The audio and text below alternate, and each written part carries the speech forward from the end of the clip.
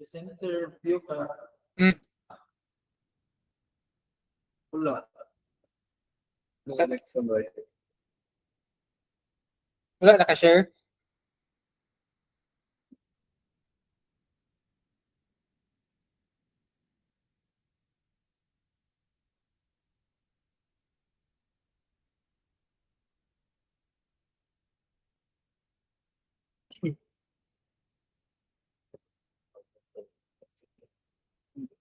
So, dili lagi ng produktibo sa ang tuon.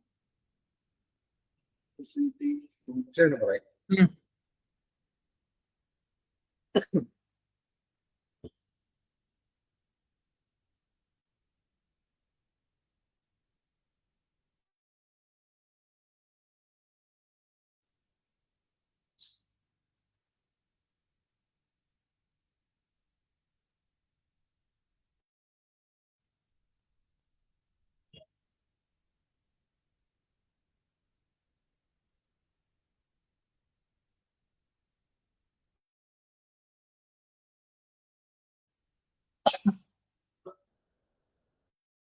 Okay. Ay, kinakala.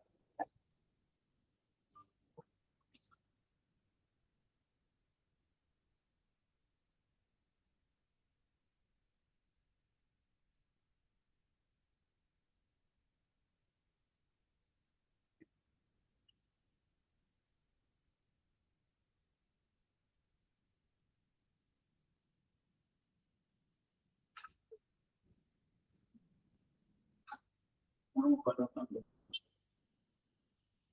O sa restart, sir. start mo pa? Okay. Sa araw-araw nating pagpunta sa mga pamilihan, napapansin natin na habang lumilipas ang panahon ay nagbabago ang presyo ng mga produkto at serbisyo. Ang Philippine Statistics Authority o PSA ang pangunahing ahensya ng gobyerno na nangangalap ng mga datos upang sukatin ang pagbabagong ito. Alamin natin kung paano ito isinasagawa ng PSA. Ang Consumer Price Index o CPI ay panukat ng pagbabago ng pangkalahatang presyo ng isang grupo ng mga produkto at serbisyo na karaniwang binibili o kinukonsumo ng isang sambahayan o household sa isang particular na panahon kumpara sa batayang presyo ng mga ito sa isang itinakdang taon. Ngunit bago makalkula ang CPI, maraming bagay muna ang kailangang isaalang-alang. Ito ang mga sumusunod. Ang market basket ay ang grupo ng mga produkto at serbisyo na karaniwang binibili o kinukonsumo ng isang sambahayan. Kabilang sa mga produkto ang mga pagkain, mga inuming nakalalasing at hindi nakalalasing, LPG, gas, diesel at gasoline, mga panlinis at pangayos ng katawan, mga bag, damit at uniforme sa paaralan, mga dekorasyon sa bahay at mga gamit sa pag-aaral. Nasasaklaw naman ng serbisyo ang mga bayad sa supply ng kuryente at tubig, mga pamasahe, bayad sa komunikasyon at pagpapadala ng mga parsel, at pagpapahatid ng mga lutong pagkain. Ngunit hindi lahat ng produkto at serbisyo ay kabilang sa pagkalap ng datos ng PSA, kundi yun lamang mga madalas sa bilhin ng mga mamimili. Ito ay nalalaman sa pamamagitan ng resulta ng Survey of Key Informants at Commodity and Outlet Survey. Ang resulta ng dalawang survey na ito ang nagiging batayan ng pagbuo ng market basket. Subalit hindi lahat ng mga grupo ng produkto at serbisyo ay kabilang sa market basket. Yun lamang may weights base sa resulta ng Family Income and Expenditure Survey o FIES. Ang weight ay tumutukoy sa importansya ng isang pangkat ng produkto o serbisyo sa kabuuang gastos ng isang sambahayan ng bansa sa isang partikular na taon. Ang basehan nito ay ang datos ukol sa gastos ng mga sambahayan mula sa FIES. Ang mga grupo ng produkto at serbisyo na may malaking porsyento lamang sa kabuuang gastos ang nabibilang sa market basket. Ang pagpapangkat naman ng mga produkto o serbisyo ay ginagawa sa pamamagitan ng Philippine Classification of Individual Consumption according to purpose o PCOICOP. Ito ay base sa COICOP na ginagawa ng United Nations Statistics Division at nagiging basehan sa paghambing ng resulta ng CPI ng iba't ibang bansa. Ang isa pang component upang mabuo ang CPI ay ang Index Reference Period o base year. Ang base year ang naghahambing sa lahat ng pagbabago ng presyo ng mga bilihin. Malalaman ito sa pamamagitan ng CPI na may katumbas na 100. Ang pagpapalit ng base year ay isinasagawa tuwing ika-6 na taon simula taong 2006. Ang base year ay ang taon kung kailan ginagawa ang FIPS. Ang pagpapalit ng base year, market basket at weights ay regular na ginagawa upang mapanatiling ang CPI ay refleksyon ng kasalukuyang binibili ng mga sambahayan. Ang pangolekta naman ng mga presyo ng mga bilihin at serbisyo ay regular na ginagawa ng mga kawani ng PSA sa mga itinakdang araw sa bawat grupo ng produkto at serbisyo. May koleksyon 1 beses bawat linggo, 2 beses isang buwan, 1 beses isang buwan, o tuwing simula ng pasukan sa paaralan. Ang mga datos ukol sa presyo ay kinakalap sa mga piling tindahan at establishmento. Ang mga ito ay napili base sa mga pamantayan na inilatag ng PSA. Ang mga tindahan at establishmentong ito ang palagi ang pupuntahan tuwing mangangalap ng datos. Maaari lamang silang palitan kung hindi na nila itinitinda ang produkto at serbisyo sa market basket o kung sila ay tuluyan ang nagsara. Matapos makuha ang lahat ng datos sa isang buwan, handa na ang PSA na computein ang CPI.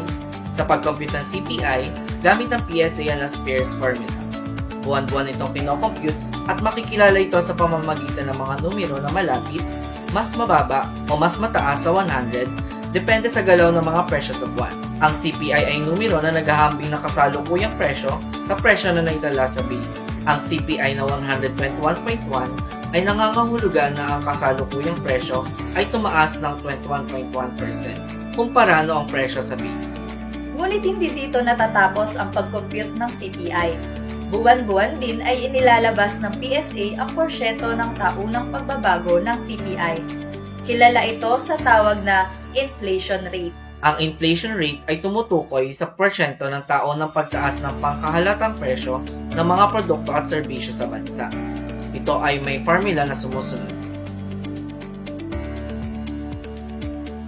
Halimbawa, ang inflation rate na 5.0% sa kasalukuyang buwan ay nangangahulugan na ang mga presyo ng mga produkto at serbisyo sa bansa ay tumaas na 5% kumpara sa presyo noong nakaraang taon sa parehong buwan.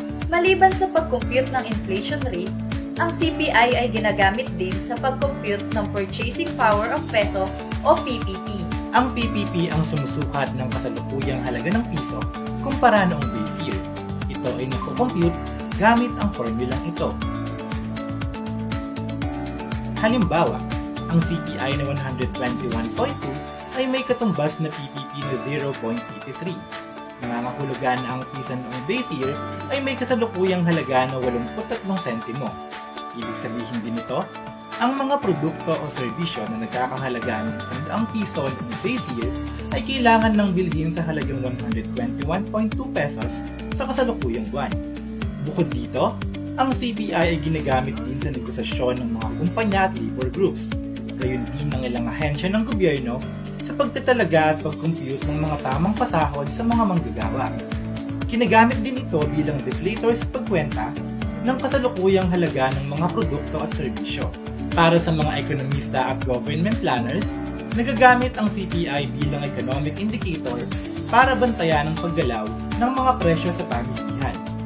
Maliban sa regular na CPI at inflation rate, naglalabas din ang PSA ng datos ukol sa CPI at inflation rate para sa bottom 30% income household. Ito ay isinasagawa upang maanalisa ang paggalaw ng mga presyo ng mga bilihin para sa mga mahihirap na bahagi ng populasyon. Ang pagkalkula nito ay katulad din ng sa regular na CPI at inflation rate. Isa ring datos ng PSA ay ang core CPI at core inflation rate. Ito ay kapareho din ng sa regular na CPI, ngunit dito ay tinatanggal na ang mga produkto at serbisyo na may magalaw na presyo at hindi maaapektuhan ng polisiyang pangpinansyal na ginagawa ng Bangko Sentral ng Pilipinas o BSP. Ang mga datos na ito ay inilalabas ng PSA 5 araw matapos ang buwan sa pamamagitan ng press release at press conference. Makikita rin ang mga datos sa PSA website o maaaring hingin sa pamamagitan ng pagpapadala ng email sa dibisyong namamahala dito. Sa kabuuan, ang CPI ay tumutukoy sa paggalaw ng mga presyo kumpara sa base year. Ang inflation rate ay tumutukoy sa paggalaw ng mga presyo kumpara sa nakalipas na taon at ang PPP ay nagsasabi ng kasalukuyang halaga ng piso kumpara sa base year. Kami ay mula sa Price Statistics Division, ang pangunahing dibisyon ng PSA na responsable sa pag-generate ng CPI. Muli, naway nakapagbahagi kami ng mga impormasyong maaari nating maging gabay sa ating araw-araw na paggastos. Maraming salamat!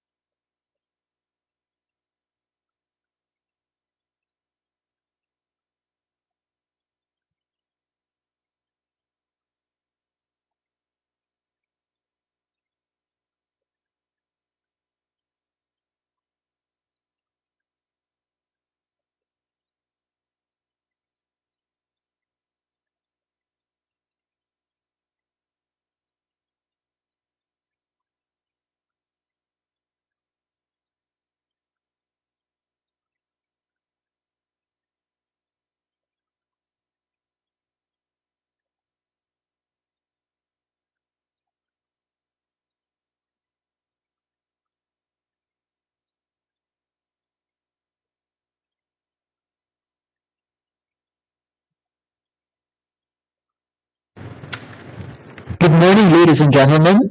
On behalf of Regional Statistical Services Office, Negros Island Region, I warmly welcome everyone to the press conference of March 2026 Inflation Report of Negros Island Region. Ladies and gentlemen, this press conference is conducted to share the latest movement in prices of goods and services commonly purchased by households in our region. These data help us understand changes in the cost of living and purchasing power, providing information that is important to policymakers, businesses, and general public. Through this activity, PSA continues to promote transparency, data accessibility, and public awareness, ensuring that everyone has access to reliable and updated statistics. I am Eugene Samiliano, your moderator for today's press conference. This event is being live streamed via our official Facebook page and our official YouTube channel, PSA Negros Island Region.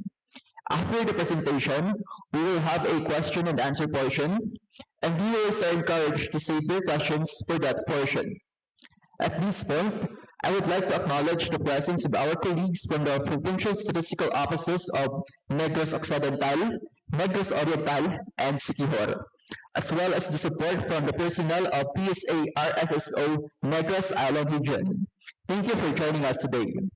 Without further ado, let us give our attention to our resource person for the March 2026 Inflation Report from RSSO NAR Statistical Operations and Coordination Division, Chief Statistical Specialist, Ma Maria Goretti M. Novilla. A round of applause, please.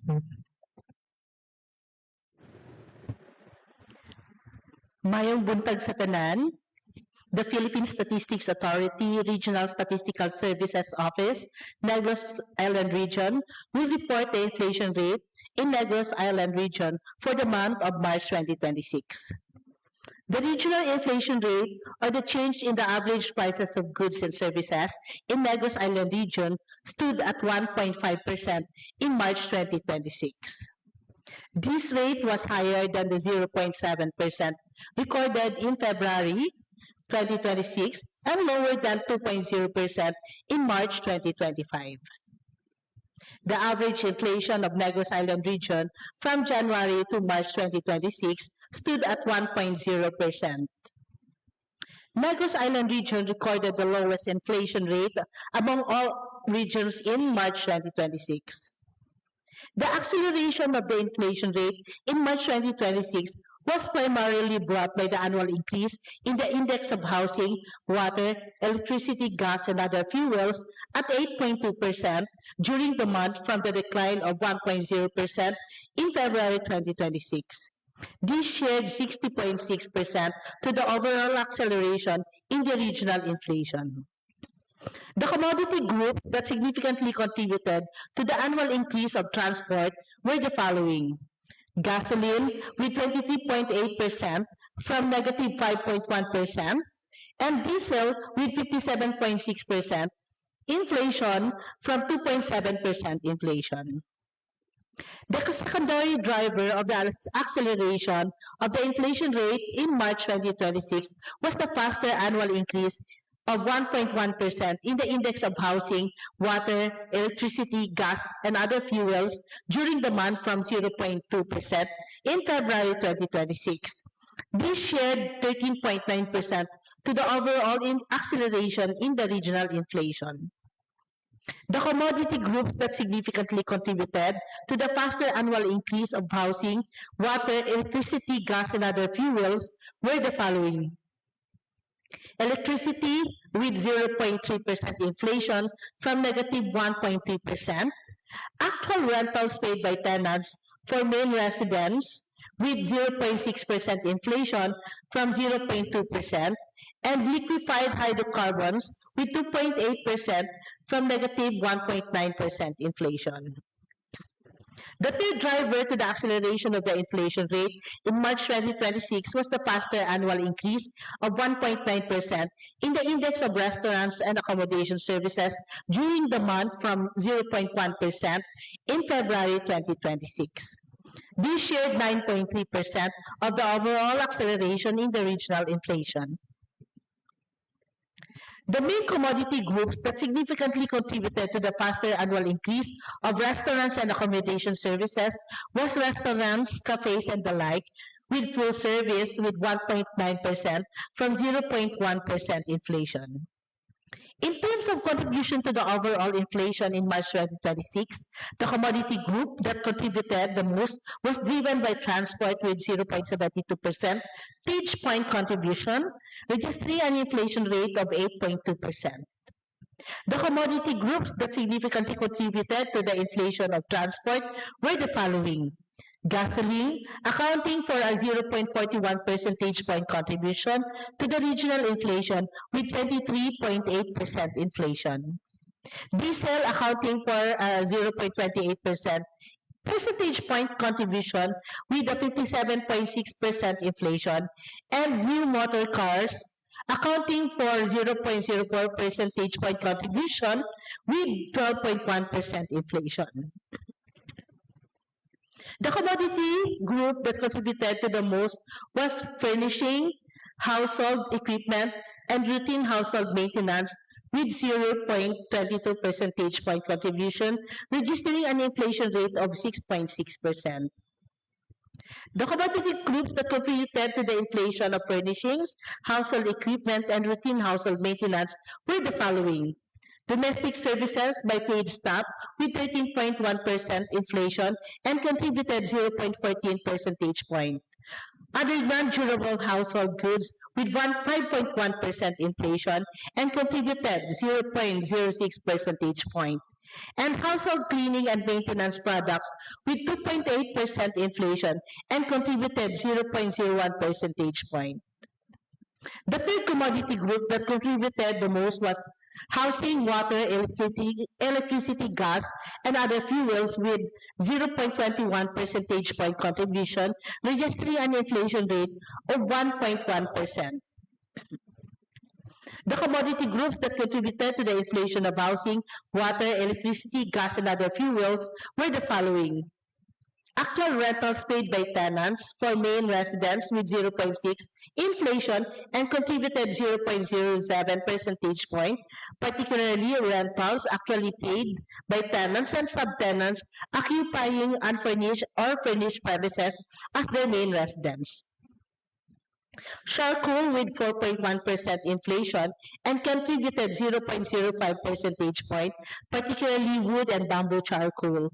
And liquid fuels with 53.2% inflation and contributed 0.03 percentage point, particularly kerosene. The five main commodities that contributed to the overall inflation in March 2026 were the following. Gasoline with 23.8% inflation and 27.6% share.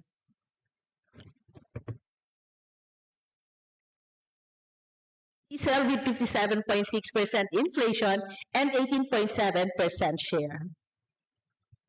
Other pelagic fish, live, fresh, chilled, or frozen with 5.3% inflation rate and 11.4% share.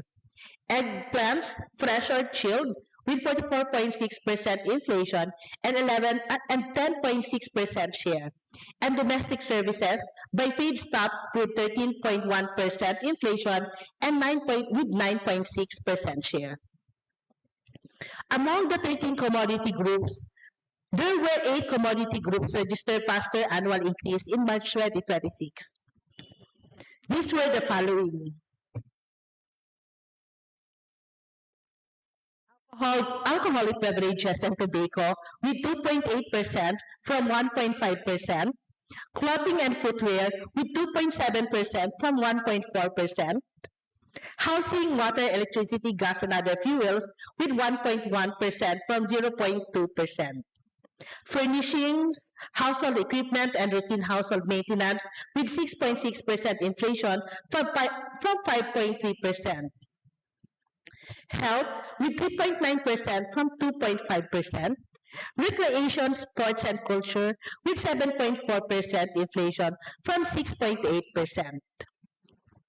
Restaurants and accommodation services with 1.9% from 0.1%. And personal care and miscellaneous goods and services with 2.5% from 1.5% inflation.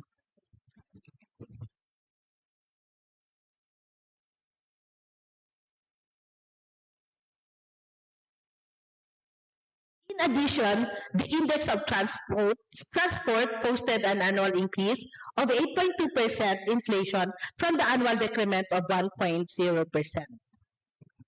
On the other hand, food and non-alcoholic beverages recorded the annual decrease of 0.9% from the annual increment of 0.4%. Meanwhile, 2 commodity groups maintained their inflation rates in March 2026 compared to the previous month. These were the following. Information and communication at 0.3%, education services at 4.3%, and financial services at 0.0%. Let us now look at the inflation rates of food groups in Negros Island region. In March 2026, the food inflation in the region recorded at negative 1.3%. This was lower than the 0.3% inflation in February 2026 and 1.5% in March 2025. Among the 11 food groups, 4 registered faster year-on-year increase in March 2026 compared with the inflation rates in February 2026. These were corn with 7.6% from 4.0% inflation, flour, bread and other bakery products, pasta products and other cereals with 2.5% inflation from 1.4%. Milk, other dairy products, and eggs with 3.7% from 1.9% inflation, particularly eggs of hen and other birds in shell, fresh, and oils and fats with 6.8% from 4.5% inflation, particularly coconut oil. Moreover, the index of the ready-made food and other food products recorded an annual increase of 1.4% inflation from the annual decline of 0.4%, particularly salt. The index of sugar, confectionery, and desserts recorded slower annual decrease of 1.5% inflation from the annual decline of 2.1%, particularly sugar cane. On the other hand, three food groups registered slower annual increase in March 2026. These were the following: fish and other seafood with 4.4% from 4.9%, particularly other pelagic fish, live, fresh, chilled, or frozen. Fruits and nuts with 3.6% inflation from 7.4%, particularly fresh bananas, and vegetables, tubers, plantains, cooking bananas, and pulses with 10.8% from 13.2% inflation, particularly eggplants, fresh or chilled. In contrary, two food groups registered faster annual decrease in March 2025 compared with their inflation rates in February 2026. Rice with negative 11.8% from negative 7.5%, and meat and other parts of slaughtered land animals with negative 9.0% from negative 6.9%, particularly meat of pigs, fresh, chilled, or frozen. Let's take a look at the inflation rates of the provinces and the highly urbanized city in the Negros Island region during the month. Inflation for Negros Occidental decelerated to 0.0% from 0.3% in the previous month.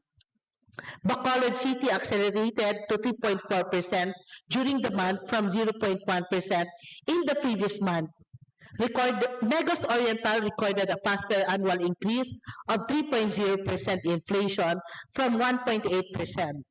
Lastly, Siquijor's inflation rate increased to 4.5% in March 2026 from 4.1% in February 2026. The succeeding slides, I will be presenting the inflation rates on the bottom 30% income household in Negros Island region. In March 2026, inflation rate for the bottom 30% income households in the region recorded at 0.1% rather. This rate was lower than the 0.3% inflation rate posted in February 2026 and 2.1% inflation rate posted in March 2025. The primary driver that contributed to the deceleration in the regional inflation for the bottom 30% income households in March 2026 was the annual decrease of 2.0% in the index of food and non-alcoholic beverages during the month from the annual increase of 0.3% in February 2026. This shared 100% to the overall deceleration in the regional inflation for this income group. The commodity groups that significantly contributed to the annual increase of food and non-alcoholic beverages were the following: cereals and cereal products with negative 8.4% from negative 4.5%, particularly rice; fish and other seafood with 4.5% from 6.1%, particularly other pelagic fish, live, fresh, chilled, or frozen; and then meat and other parts of slaughtered land animals with negative 10.1% from negative 7.6%, particularly meat of pigs, fresh, chilled, or frozen. The top contributors to the 0.1% inflation rate for the bottom 30% income households in Negros Island region in March 2026 were the following: housing, water, electricity, gas, and other fuels with 0.26 percentage point contribution to the regional inflation; restaurants and accommodation services with 0.21 percentage point contribution; and transport with 0.21 percentage point contribution. The monthly inflation data for all household and bottom 30% income households of the region can be found in the regional website of PSARSSONIR. It can also be accessed through the link provided or by scanning the QR code displayed in the screen. That concludes my presentation on the level of inflation or the increase or decrease in the prices of goods and services in Negros Island region for the month of March 2026. The Philippine Statistics Authority, Regional Statistical Services Office, Negros Island Region greatly appreciates your participation in the press conference of the region's inflation. Daghang salamat ug mayong buntag sa tanan.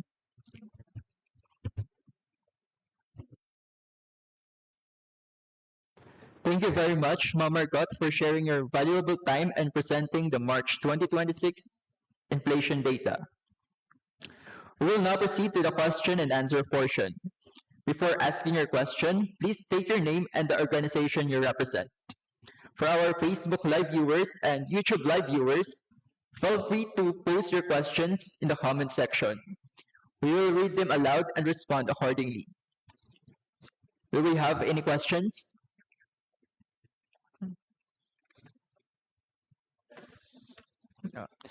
If there are none, we would like to sincerely thank everyone who joined us today on Facebook and YouTube Live. Before we formally close, we kindly ask everyone to fill out the evaluation form for today's press conference. The QR code is now displayed on your screen. Your feedback helps us improve our data dissemination efforts and provide you with more valuable information. Please take a moment to complete it after the session. Your feedback is greatly appreciated.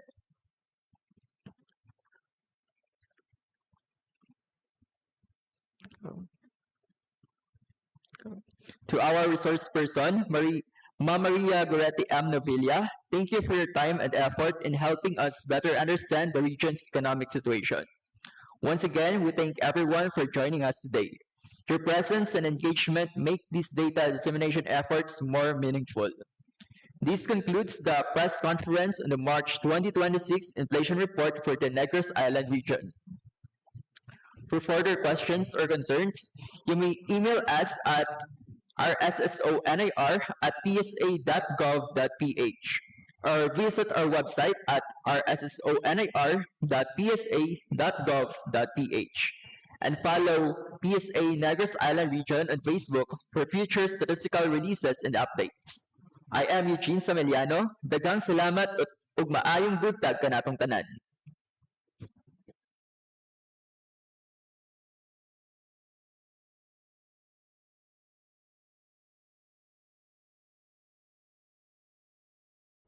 Sa araw-araw nating pagpunta sa mga pamilihan, napapansin natin na habang lumilipas ang panahon ay nagbabago ang presyo ng mga produkto at serbisyo.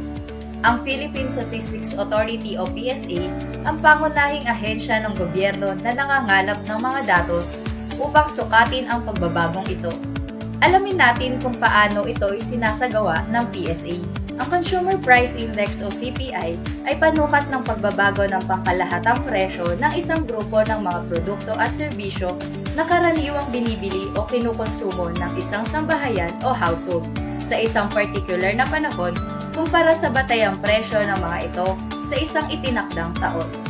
Ngunit bago makalkula ang CPI, maraming bagay muna ang kailangang isaalang-alang.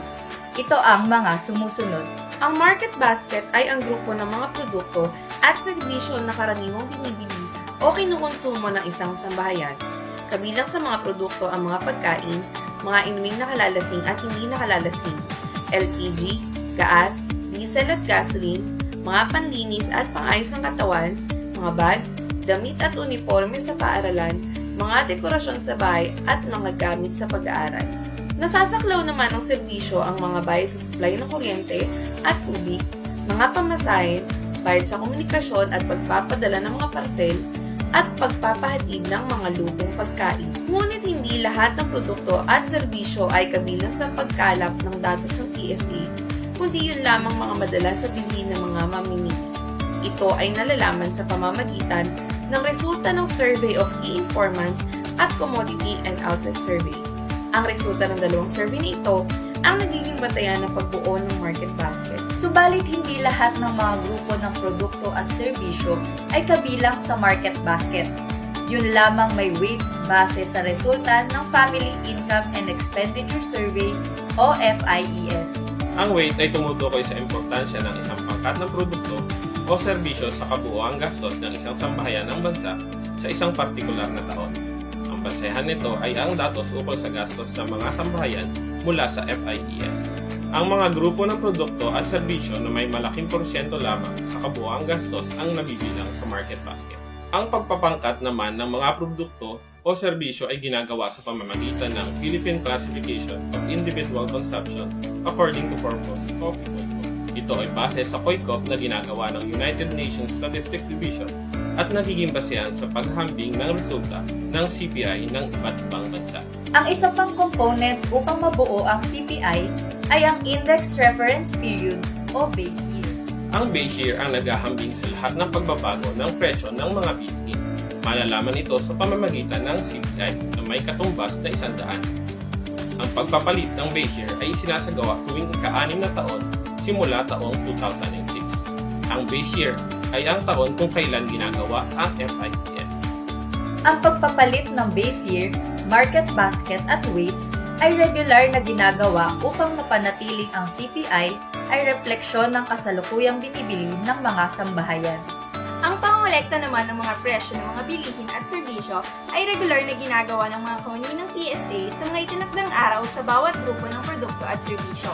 May koleksyon 1 beses bawat linggo, 2 beses isang buwan, 1 beses isang buwan, o tuwing simula ng pasukan sa paaralan. Ang mga datos ukol sa presyo ay kinakalap sa mga piling tindahan at establishmento. Ang mga ito ay napili base sa mga pamantayan na inilatag ng PSA.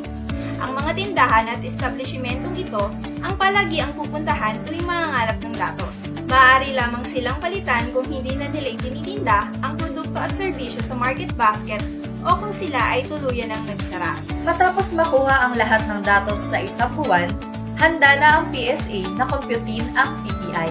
Sa pag-compute ng CPI, gamit ang PSA ang Spears formula.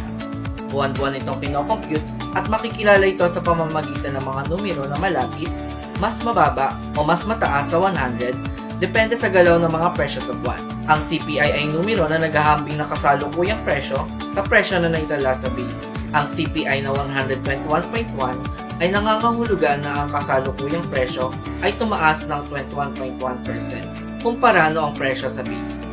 Ngunit hindi dito natatapos ang pag-compute ng CPI. Buwan-buwan din ay inilalabas ng PSA ang porsyento ng taunang pagbabago ng CPI. Kilala ito sa tawag na inflation rate. Ang inflation rate ay tumutukoy sa porsyento ng taon ng pagtaas ng pangkahalatang presyo ng mga produkto at serbisyo sa bansa. Ito ay may formula na sumusunod. Halimbawa, ang inflation rate na 5.0% sa kasalukuyang buwan ay nangangahulugan na ang mga presyo ng mga produkto at serbisyo sa bansa ay tumaas na 5% kumpara sa presyo noong nakaraang taon sa parehong buwan. Maliban sa pag-compute ng inflation rate, ang CPI ay ginagamit din sa pag-compute ng Purchasing Power of Peso o PPP. Ang PPP ang sumusukat ng kasalukuyang halaga ng piso kumpara noong base year. Ito ay nakocompute gamit ang formulang ito. Halimbawa, ang CPI na 121.2 ay may katumbas na PPP na 0.83.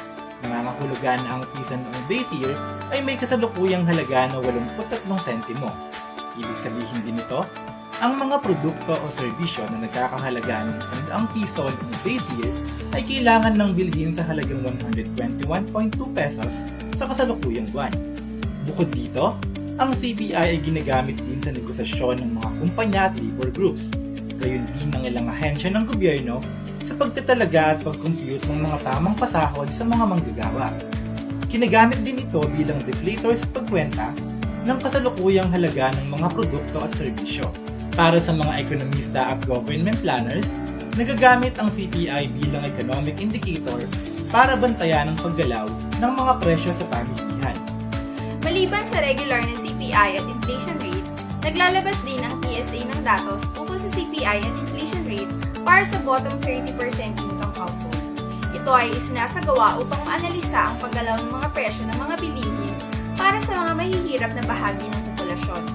Ang pagkalkula nito ay katulad din ng sa regular na CPI at inflation rate. Isa ring datos ng PSA ay ang core CPI at core inflation rate. Ito ay kapareho din ng sa regular na CPI, ngunit dito ay tinatanggal na ang mga produkto at serbisyo na may magalaw na presyo at hindi maaapektuhan ng polisiyang pangpinansyal na ginagawa ng Bangko Sentral ng Pilipinas o BSP. Ang mga datos na ito ay inilalabas ng PSA 5 araw matapos ang buwan sa pamamagitan ng press release at press conference.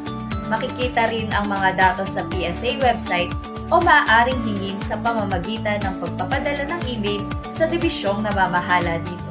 Sa kabuuan, ang CPI ay tumutukoy sa paggalaw ng mga presyo kumpara sa base year. Ang inflation rate